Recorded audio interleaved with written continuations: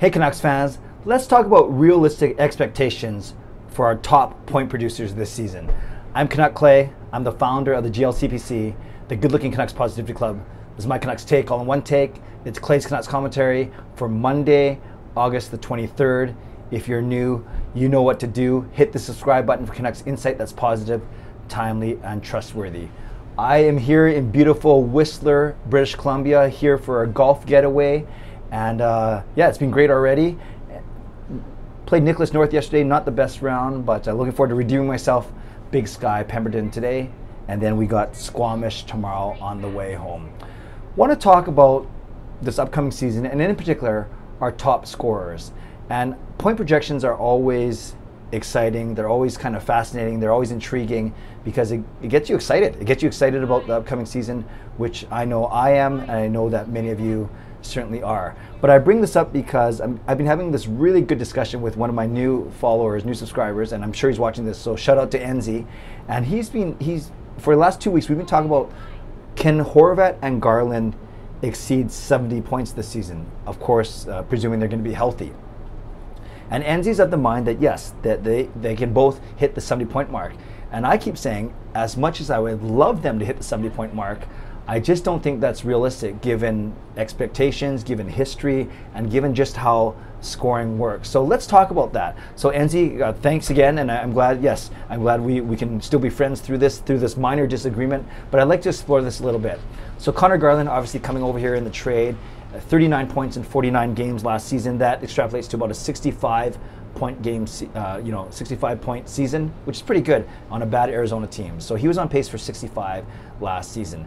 And of course, Horvat has been very good among our top scorers the past, consistently over the past few years, except for last season actually, whereas Boeser, Miller, and Hughes, I'll get to that in a second. But Horvat's been consistently one of our top scorers, but his career high is 61 points. So again, the question is, can Garland and Horvat exceed 70 points this upcoming season? This is why I don't think it's going to happen. Even when you take the top five, the top three scorers for the Canucks over the past 5 seasons, and even when you extrapolate over a full, healthy 82-game season. Remember, this is presuming full health. So last year they played 56 games, I extrapolated that to 82. The year before that they played 69 games, I extrapolated that to 82. And even at full health, there's only been 6 70-plus seasons. But that's over 5 years. So last season, Boeser extrapolated would have got 72 points, and Miller extrapolated would have got 71 points. So Boeser, Miller last season. The year before that, right, the COVID-shortened year, Miller did really well. He was actually on pace for 86 points, and Pettersson was on pace for 80 points. So that was good. So we had 2 guys last year over 70, 2 guys the year before projected 80 or more, which is really good. 3 seasons ago, just Petey at 76 points. That was his rookie year. The year before that, only Boeser at 73 points, and then Daniel and Henrik well below him. And the year before that was brutal. It was 2016-17. Extrapolated over 82 games, Horvat would have got 53 points, and then Henrik and Daniel would have got 50 and 44. So that season was really bad offensively.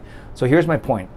Even if you look at the past 4 seasons, only 6 guys have gotten hit the 70-point mark, presuming a full, healthy 82-game season. It's difficult to score points in the NHL. Well, it's more difficult for some guys than others, obviously. But when I think of Garland and Horvat, remember, as much as I want them to succeed as a Canucks fan, they're essentially going to be playing second-line minutes, right? Especially if the Travis Green starts off with the lotto line of Pettersson, Boeser, and Miller. So even practically, they might not get as much scoring chances, might not get as much time on ice as the top line. Sure, you could argue other coaches may put their best defensemen against the first line, so then maybe the second line might have easier matchups. But you also think that the talent on the first line should be able to make up for that a little bit. Basically, scorers and playmakers will always find ways to get their points. You can argue on the power play, maybe Horvat and Garland play on the first unit, maybe bumping Boeser down to the second unit. That's something we can look at. We don't know that for sure.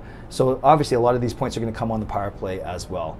But I think what it comes down to this, looking at the history, you could argue that if Garland and Horvat need 70 points, I don't know if they're going to do that while still by leading the team. I don't know if they're going to get more points than Pettersson, Miller, and Boeser.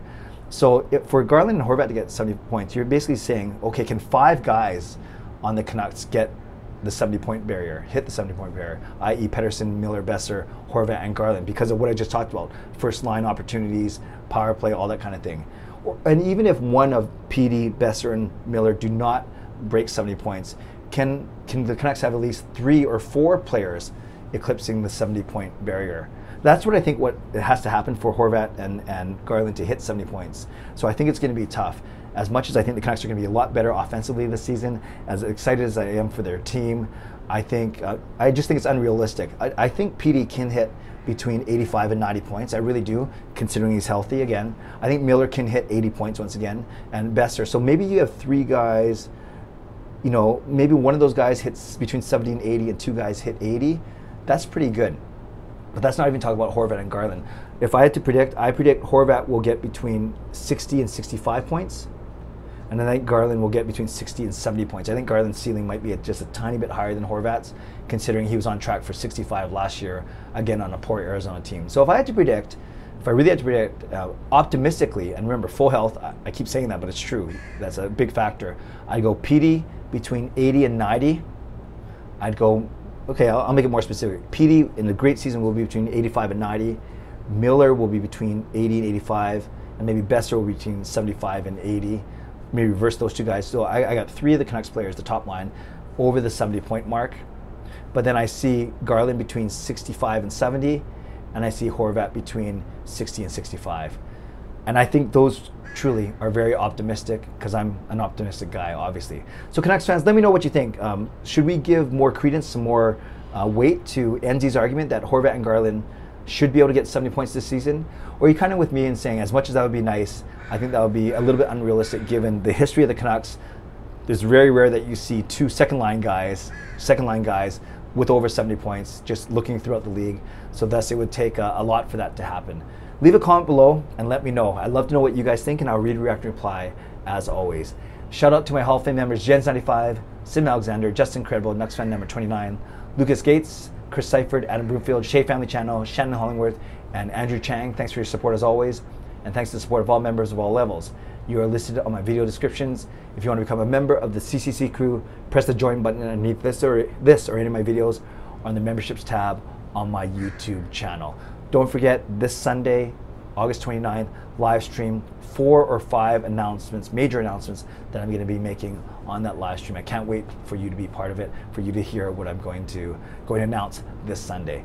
In the meantime, subscribe if you'd like to, like this video if you'd like to, leave a comment if you'd like to, and become a member of the channel if you'd like to. Tell me down below, do you think Horvat and Garland can both hit the 70-point plateau barrier mark, whatever word you want to use, this upcoming season? Love to know what you think. Stay safe, stay healthy, take care of yourselves, and take care of each other. Have a great day. God bless, and go Canucks go.